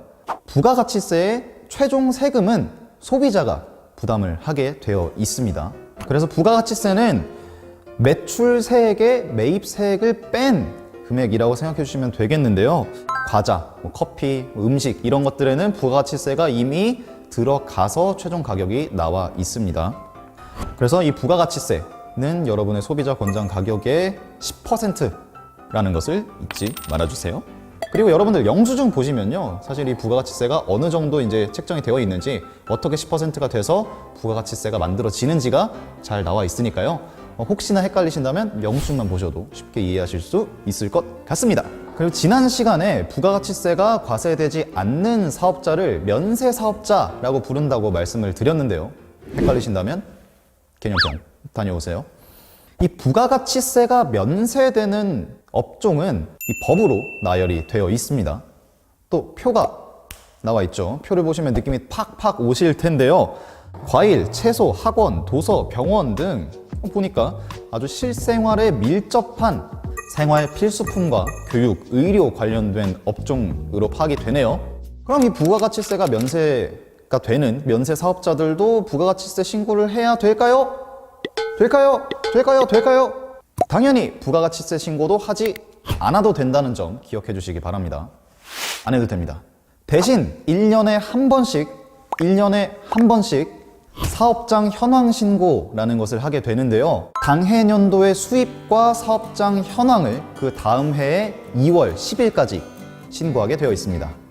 자, 지금까지 부가가치세가 면세되는 면세 사업자에 대해 알아봤다면 이번에는 부과가 되는 과세 사업자에 대해 알아볼 텐데요. 부가가치세가 면세되는 것을 제외한 모든 물건이나 서비스에는 부가가치세가 붙어 있겠죠. 그리고 이 부가가치세는 규모에 따라서 일반 과세자와 간이 과세자로 나뉜다는 것도 확인을 했습니다. 이것도 헷갈린다면 다녀오세요. 개념편. 일반 과세자와 간이 과세자를 구분해서 말씀을 드릴 텐데요. 한번 표를 보시죠. 이 간이 과세자는요, 직전 연도의 매출액이 4,800만 원에 미달하거나 이 간이 과세 배제되는 업종이나 지역에서 사업을 하지 않는 사업자이며, 그에 반해 일반 과세자는 1년간 매출액이 4,800만 원 이상이거나 간이과세 배제되는 업종을 하거나 지역에 있는 경우를 말합니다. 연 매출액이 4,800만 원이 되지 않더라도 장소와 업종에 따라서 간이과세자가 될 수 없는 경우도 있습니다. 그래서 이 간이과세자는 일반 과세자보다 상대적으로 적은 부가가치세를 납부하게 되며 세금 계산서의 의무 발행에서도 면제됩니다. 면제. 또한 일반 과세자는요, 부가가치세 신고를 1년에 2번 하게 되어 있습니다. 1월 1일부터 6월 30일까지 상반기 실적을 7월 1일부터 25일까지 신고를 하게 되어 있고요. 7월 1일부터 12월 30일까지 하반기 실적은 다음 해 1월 1일부터 25일까지 신고합니다. 반면에 이 간이과세자는 1년에 한 번씩만 신고를 하면 되는데요. 1월 1일부터 12월 31일까지 있었던 당해년도의 모든 실적을 다음 해 1월 1일부터 1월 25일 사이에 신고하게 되어 있습니다.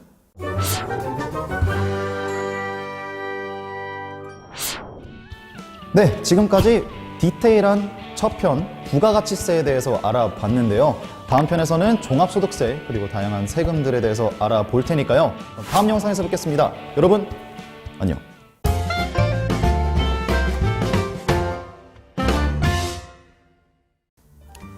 네, 친애하는 국세청 유튜브 구독자 여러분, 안녕하십니까? 또 돌아온 서당계 김규준입니다. 네, 지난 편에 부가가치세에 대해서 디테일하게 알아보는 시간 가졌습니다. 그래서 이번엔 신규 사업자가 알아야 할 세무상식 3편이니까요. 1편과 2편은 확인해 보시면 좋은 정보 얻고 오실 수 있습니다. 그래서 이번 편에는 종합소득세에 대해서 조금 더 자세하게 알아보는 시간 가져볼 텐데요. 세무상식 편이기 때문에 조금 더 기본적인 정의에 입각해서 설명을 드리도록 하겠습니다.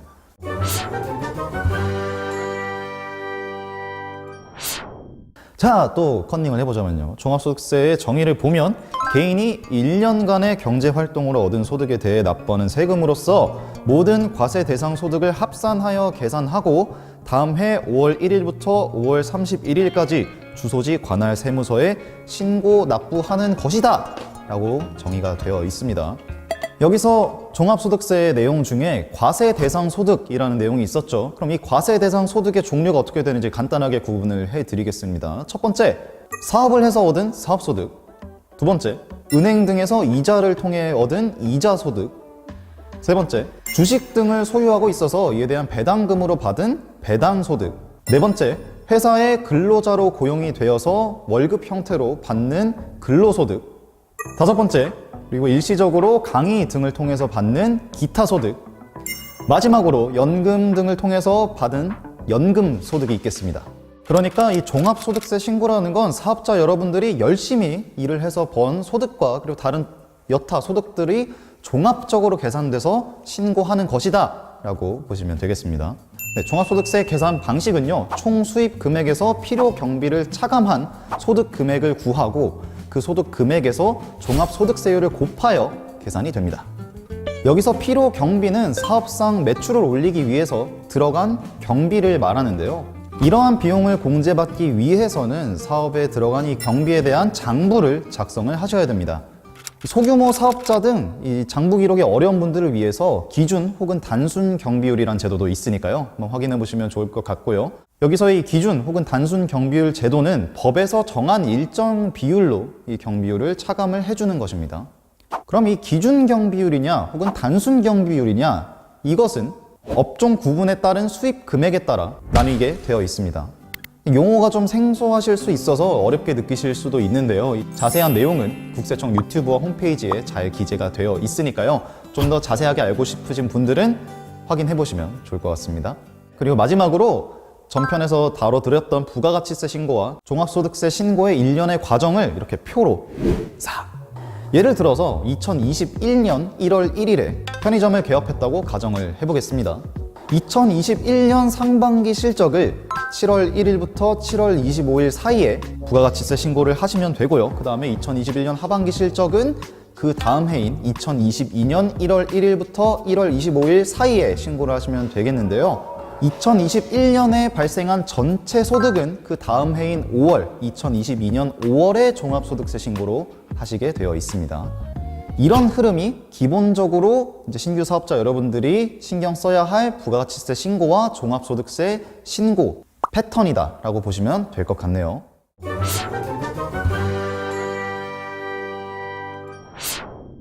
부가가치세 신고와 종합소득세 신고에 대해서 두 편을 통해서 말씀을 드렸는데요. 조금 더 자세한 정보는 아까 말씀드렸듯이 국세청 유튜브와 홈페이지에서 확인하실 수 있으니까요.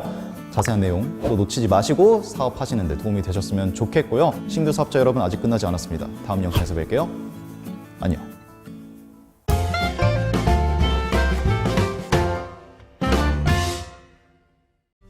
안녕하세요. 국세청 유튜브를 사랑해주시는 구독자 여러분, 국세청 전담 서당계좌 유튜버 김규준입니다.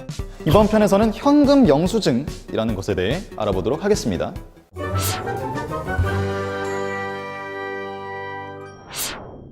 이 현금 영수증 가맹점 가입과 이 발행 의무에 대해서 알아보는 시간 가져볼 텐데요. 여러분들이 식당에 가셔서 밥을 먹을 때만 해도 보통 사장님께서 현금 영수증 하시겠어요? 이렇게 묻지 않습니까? 그럼 그 식당은 현금 영수증 가맹이 되어 있다는 뜻인데요. 그렇다면 현금 영수증 가맹을 꼭 해야 되는 이 사업자에 대해서 알아보겠습니다. 여기 표가 이 표에 있는 어느 하나라도 해당이 된다면 여러분은 현금 영수증에 가맹을 하셔야 됩니다. 자, 그러면 이제는 현금 영수증 가맹 가입 기한을 살펴보도록 하겠습니다. 표에서 첫 번째로 나온 이 소비자 상대 업종 개인 사업자는요, 수익 금액이 2,400만 원 이상 되는 해에 다음 연도 3월 31일까지고요.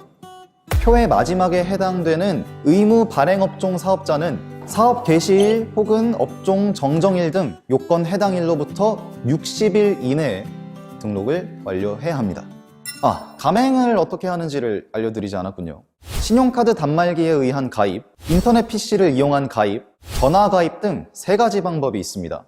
신규 사업자 여러분들은 편하게 신용카드 단말기를 설치하시면서 동시에 현금 영수증 가맹점으로 등록을 하시면 되겠습니다. 자, 이제 가맹을 했으니까 현금 영수증을 발행하는 의무에 대해서 알아보도록 하겠습니다. 자, 이 법으로 정해져 있는데요. 현금 영수증 가맹자는요, 소비자가 현금 영수증 발행을 요청할 시에 발행을 거부하거나 사실과 다른 내용으로 발행을 해서는 안 됩니다. 특히 현금 영수증 의무 발행 업종 사업자는 건당 10만 원 이상의 현금 거래 시 소비자가 현금 영수증 발행을 요청하지 않아도 의무적으로 현금 영수증을 발행해야 합니다. 이 화면에 뜨는 표를 보시면요, 현금 영수증을 의무로 발행해야 되는 업종이 이렇게나 많습니다. 근데 여기서 이상한 것이 하나 있죠. 뭐냐? 보통 현금 영수증은 소비자가 휴대폰 번호를 입력해서 발행하게 돼 있지 않습니까? 그런데 소비자가 현금 영수증 번호를 알려주지 않은 경우에는 어떻게 해야 되냐? 이럴 때는 국세청의 지정 코드인 010-000-1234번을 입력해 주시면 되겠습니다. 이러한 발급 의무를 위반했을 때는 가산세가 적용이 되게 됩니다. 현금 영수증을 가공, 위장으로 발급했거나 발급받은 경우에는요, 가공 발급일 때는 해당 공급가액의 3%, 위장 발급일 때는 해당 공급가액의 2%를 가산세로 부과받습니다.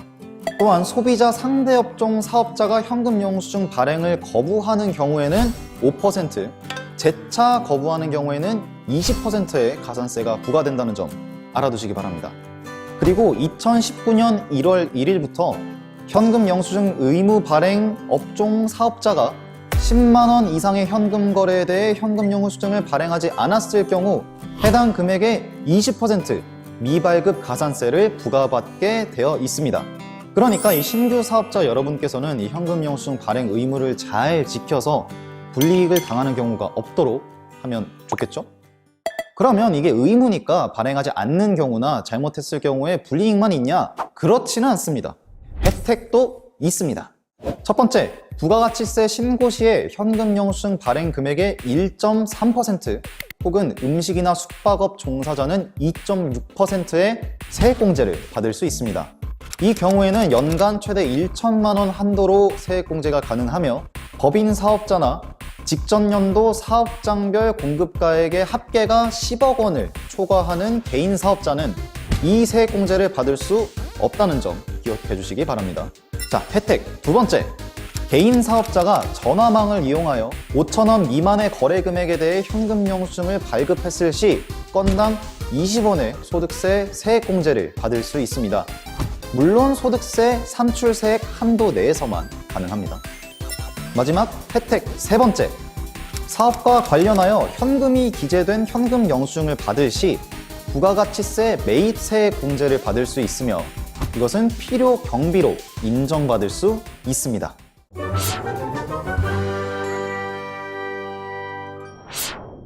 네, 이렇게 이번 시간에는 신규 사업자분들을 위하여 현금 영수증과 관련된 내용을 다뤄봤습니다. 앞으로도 다양한 도움이 되는 꿀팁들 전달해 드릴 테니까요. 신규 사업자분들 다음 영상에서 뵙겠습니다. 여러분, 안녕. 안녕.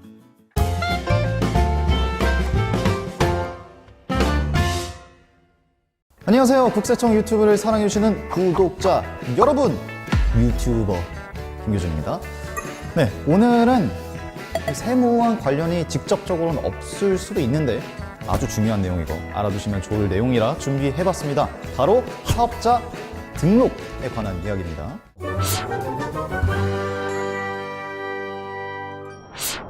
당연히 사업자가 되려면 사업자를 등록을 해야죠. 그리고 사업자 등록은 이 사업장마다 해야 되며 사업 개시일로부터 20일 내에 구비 서류를 갖춰서 사업장 관할의 세무서에 제출을 해야 됩니다. 여러분이 만약에 서울에 편의점이 하나 있고 부산에 편의점이 하나 있다면 서울에 있는 편의점 하나, 부산에 있는 편의점 하나 이렇게 사업장마다 따로 해서 총 2개를 등록을 해야 된다는 거죠. 그리고 이제 법 조항을 보면 사업장 관할 세무서장한테 신청하라고 되어 있지만 전화해서 세무서장님 저 바로 신고하겠습니다. 사업장에 있는 관할 세무서에 신청을 해주시면 됩니다. 이 국세청에서 자랑하고 있는 이 홈택스라는 사이트에서 손쉽게 등록도 가능합니다. 그러면 어떤 구비 서류가 있는지 한번 살펴보도록 하겠습니다. 자, 먼저 사업자 등록 신청서라는 게 있습니다. 이걸 작성을 해야겠죠. 또 허가를 받거나 등록 또는 신고를 해야 되는 사업 종류가 있습니다. 그런 경우에는 사업 허가증이나 등록증 그리고 신고 필증 사본 한부가 필요합니다. 이 음식점을 한다고 하면 영업신고증을 첨부를 해야 되고요. 이 피아노 학원을 한다고 하면 학원 설립 운영 등록증을 첨부하셔야 됩니다. 업종별로 다르다는 점 참고해 주세요.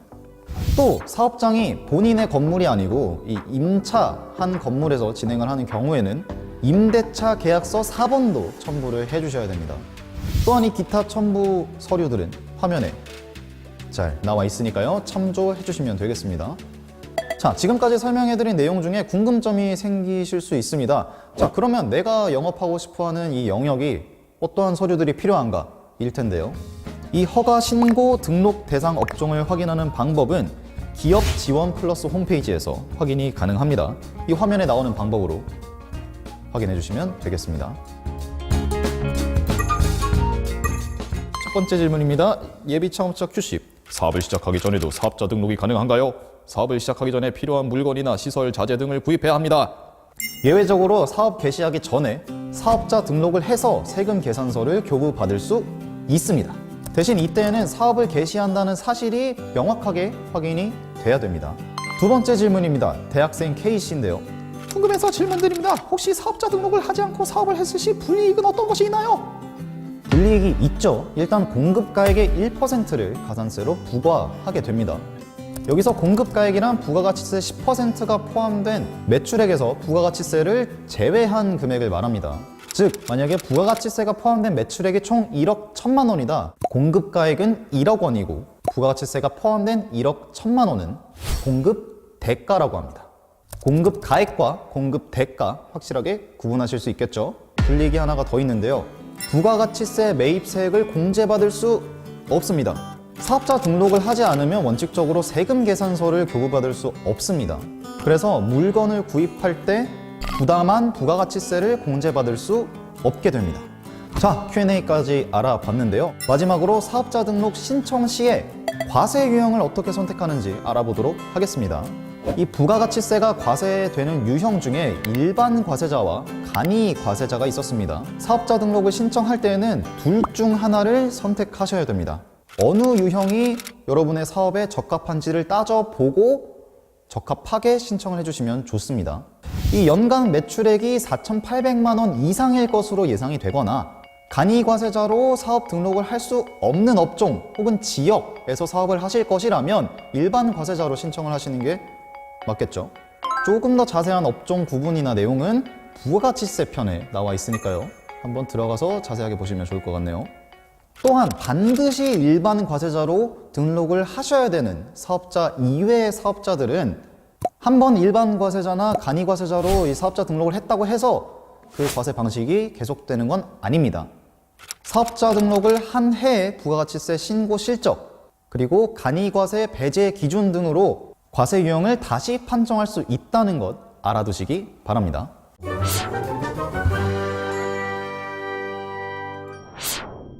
자, 이번 시간에는 사업자 등록에 대해서 알아봤는데요. 신규 사업자분들 국세청 유튜브 구독과 좋아요, 알림 설정까지 부탁드리면서 저는 다음 영상에서 뵙겠습니다. 여러분, 안녕. 안녕, 안녕, 안녕, 안녕.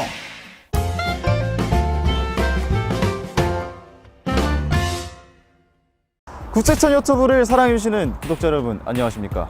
제가 또 찾아왔습니다. 김규준입니다. 지금 여러분들 신규 사업자를 위한 세무 상식 편을 함께하고 계시지 않습니까? 그래서 제가 오늘은 야외로 나왔습니다. 제가 직접 한번 세무서에서 직접 떼는 방법과 홈택스로 떼보는 방법을 두 가지를 직접 체험을 해보고 어느 것들이 여러분들께 조금 더 편리하고 뭔가 더 쉽고 어느 것들은 또 가능하고 안 되고 이런 것들이 있지 않겠습니까? 제가 직접 몸소 한번 체험해드리고 알려드리는 시간 가져보도록 하겠습니다. 한번 가보겠습니다.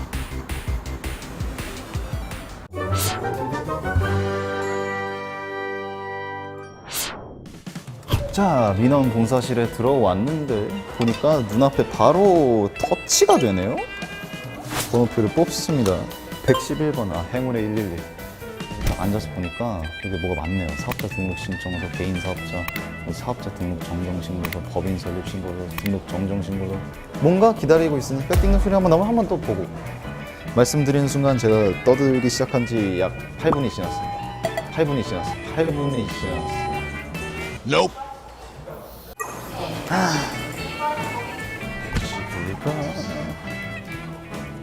저 소득 금액 증명을 하나.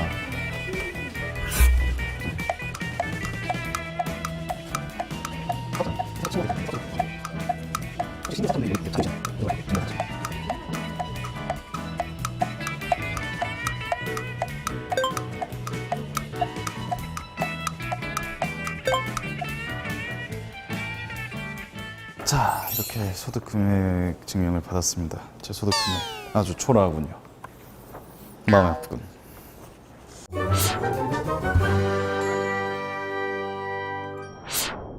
자, 제가 이렇게 두 가지 방법으로 같은 서류를 떼봤습니다.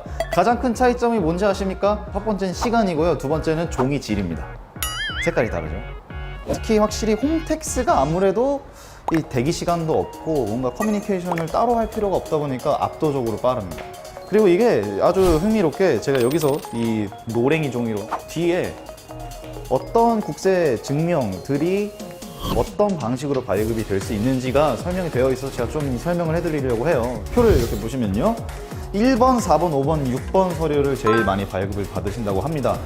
특정은 이제 사실 증명 같은 경우에는 바로 처리가 되지 않고 어느 정도 이 사실을 확인하고 증명서가 나가고 승인되는데 시간이 걸리기 때문에 참조를 해주시면 될 것 같습니다. 그 다음에 영문으로 증명받으실 수 있는 서류도 있으니까요. 만약에 영문 증명이 필요하시다면 별도로 확인을 해보시면 여기 표에도 적혀 있으니까요.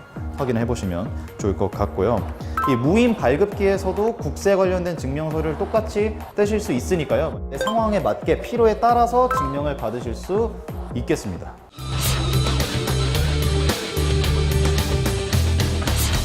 신규 사업자들을 위한 세무 상식 중에 오늘은 꿀팁편 민원 증명과 관련된 비교 체험을 해봤습니다. 홈택스와 직접 세무서에서 여러분한테 도움이 되었길 바라면서 저는 다음 편에서 또 새로운 꿀팁, 새로운 상식으로 찾아뵙도록 하겠습니다. 그럼 여러분 다음 편에서 뵐게요. 안녕.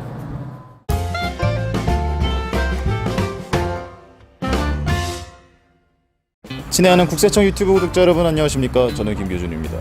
세무서 안에서는 각 과들이 어떠한 역할을 하고 있고 어떤 일들을 디테일하게 하고 있는 공간인지 한번 알아보는 시간 가져보도록 하겠습니다.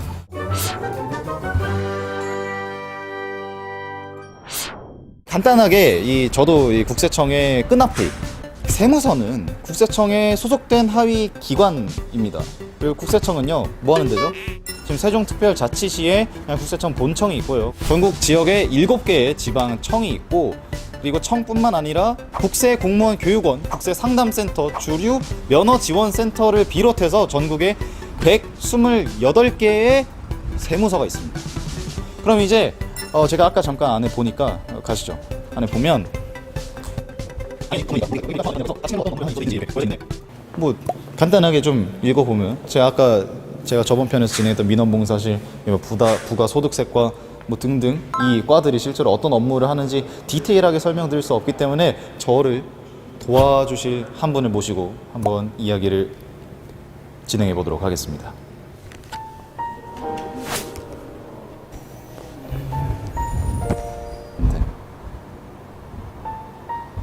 말씀드리는 순간 이 세무에 좀 잔뼈가 굵은, 충주하면 약간 이분, 세무서 하면 이분, 약간 이런 분을 원했지만 실패했습니다. 하지만 그래서 대타를 구했습니다. 모시겠습니다. 국세청 세종원국과 김유학 조사관입니다. 이 세무 업무에 잔뼈가 굵으셨다는 말씀을 직접 해주신 걸 제가 기억이 나거든요. 납세자 보호 담당과 부가소득세 해보셨어요? 다 해봤죠. 여기도 해보셨어요? 해봤죠. 여기도? 네. 여기는? 네. 이거는요? 많이 가봤죠. 폰나로. 부가소득세과 어떤 일 하는 곳입니까? 부가소득세과는 개인 납세자에 대한 부가소득세 또는 종합소득세, 사업자 현황신고, 근로장려금을 처리하는 부서입니다.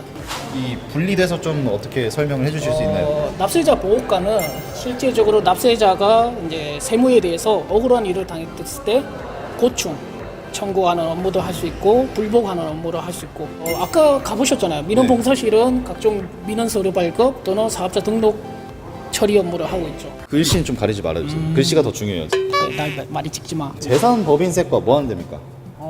말 그대로 재산세 업무 또는 법인세 업무를 하는데, 지방세에 이제 재산세라는 그 세목이 있으니까 그건 아니고 양도소득세, 상속세, 증여세. 이게 국세랑 관련된 재산세군요. 네, 맞습니다. 그다음에 법인은 그 회사나 이런 법인을 운영하는 세금. 그렇죠. 그리고 교준 씨가 저번에 했던 연말정산. 체납징세과. 딱 보면은 느낌이 오지 않습니까? 체납된 것만 징세하는 겁니까? 50%는 맞았어요. 세무서 운영 지원 업무라고 있는데, 어떻게 운영을 지원합니까? 세무서의 이 건물을 관리도 하고, 건물 관리도 하고. 그렇죠. 그다음에 직원들 복지 업무. 그다음에 세금 내는 곳이라고도 써져 있는데, 네. 그게 이제 체납된 걸 징세할 때. 체납된 세금도 낼 수도 있지만 본인이 신고한 세금도 여기서 낼 수가 있습니다. 수납 자체를 여기서 할 수 네, 있다. 그렇습니다. 알겠습니다. 그럼 거의 모든 세무서에서 같은 구성이 되어 있는 겁니까? 예를 들어서 재산법인세과를 재산세과, 법인세과로 각각 나눠져 있는 과도 세무서도 있고, 부가소득세과가 부가가치세과, 소득세과 이렇게 나눠져 있는. 더 세분적으로 나눠질 그렇습니다. 수 있지만 여기는 일단 좀 어느 정도 통합되어 있는 형태. 네, 그렇습니다. 그렇게 구성되어 있다라고 이해하시면 좋을 것 같습니다. 이거 아주 좋은 포인트였네요. 의도치 않게 또 꿀팁을 하나 이렇게 전달해 주셨는데, 잔뼈가 진짜 좀 있긴 있으신 분. 그럼요, 여기 다 근무했는데. 가세요 이제.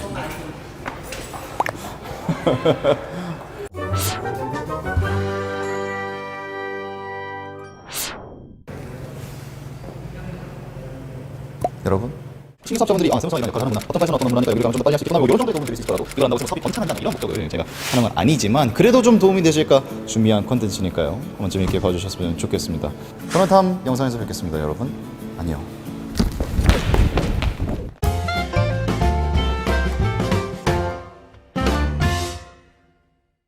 안녕하세요. 국세청 유튜브를 사랑해주시는 구독자 여러분, 김교준입니다. 오늘은 제가 세무서에 왔습니다. 여기는 어디? 서울입니다. 빠밤빰빠바. 신규 사업자를 위한 세무 상식을 제가 또 이렇게 솔로 데뷔를 하지 않았습니까? 왜 굳이 또 세무서까지 왔냐? 제가 요즘 또 세무서로 오는 이유는 또 뭔가를 안에서 하기 위함이지 않겠습니까? 네, 아주 특이한 게 여기는 또 이 잠실 세무서고요. 저 뒤에 보이는 노란색 건물은 송파 세무서입니다. 아주 신기해요. 한 집은 두 가족 같은 느낌? 자, 뭐야? 오늘의 미션. 네. 자, 음식점하고 부동산 임대요. 사례를 드릴 테니까 직접 부가세 신고도 하고 감면 신청도 작성해 보시고. 뭐 할 수 있죠?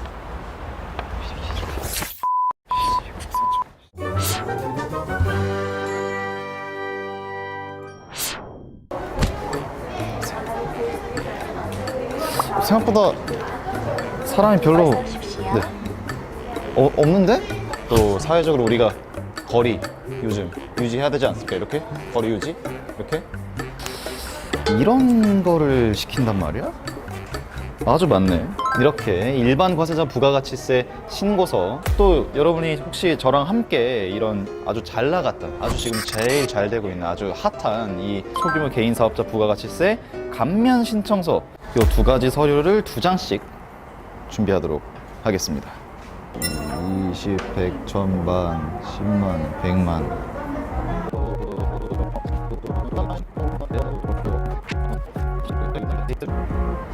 국세 아파트 김국세 씨. 감면 신청서까지 깔끔하게. 종이 낭비하면 안 되지. 나무를 사랑하셔야 됩니다, 여러분.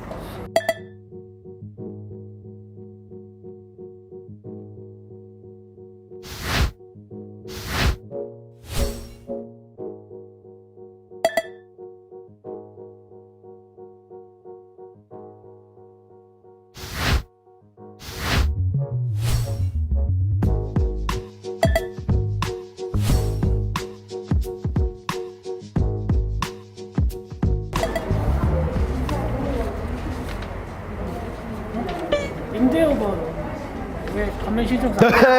제 국세청 지금 풍어를 일푼 지가 지금 몇 달인데 저한테 지금 무슨 말씀을 하시는 거니? 그렇게 부가가치세 감면이 되지 않는 해당 사업의 임대업이 있지 않았습니까? 저는 좀 홈택스로 좀 해보는 방법 한번 제가 또 직접 시연을 해보도록 하겠습니다.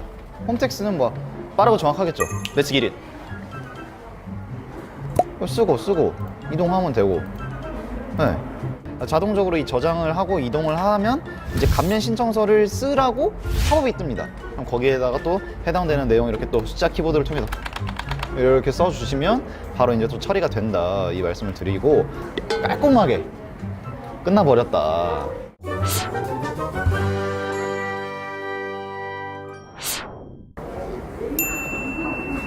네, 오늘은 제가 직접 이 송파세무서에 와서 이 부가가치세 신고 기간에 부가가치세 신고를 해보고, 직접 제가 음식점 업과 그리고 부동산 임대업 두 가지를 직접 신청을 해보고 신청서를 내보고, 그 다음에 홈택스를 통해서 또 뭐 부가가치세 감면 신청도 받아보는 이런 아주 복합적이고 아주 엘레강스한 하루를 보내봤습니다. 그런데 나는 홈택스를 어떻게 부가가치세 신고를 하는지 도통 모르겠다라고 하시는 분들은 국세청 누리집에 들어가시면, 국세청 홈페이지에 들어가시면 이 부가가치세 신고 그리고 홈택스로 신고를 하시는 법을 알려드리고 있고요. 그 다음에 자세한 시연 동영상까지 준비가 되어 있으니까요. 홈택스도 그렇게 한번 차근차근 보시면서 신고를 해보시면 하실 수 있을 거라고 생각이 듭니다. 저는 그럼 다음 영상에서 인사드리도록 하겠습니다. 여러분 안녕.